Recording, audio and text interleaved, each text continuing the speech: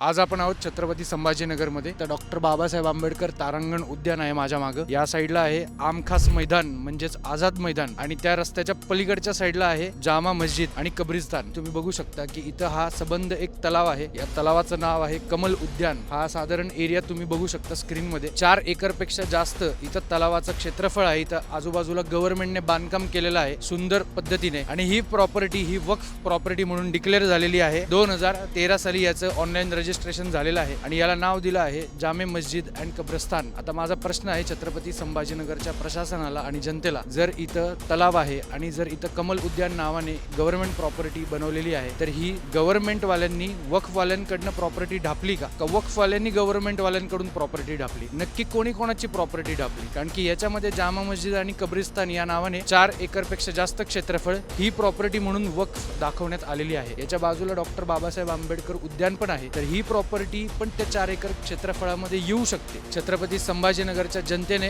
आता विचार करायची गरज आहे की तुमचं मैदान, तुमचं पॉन्ड हे सगळ्यात जागा वक्फ प्रॉपर्टी आहेत आणि आज ना उद्या तुम्हाला वक्फ बोर्डाला इथं भाडे तत्वावरती भाडं द्यावं लागणार आहे। जागा तुमची, भाडं त्यांचं, लक्षात ठेवा।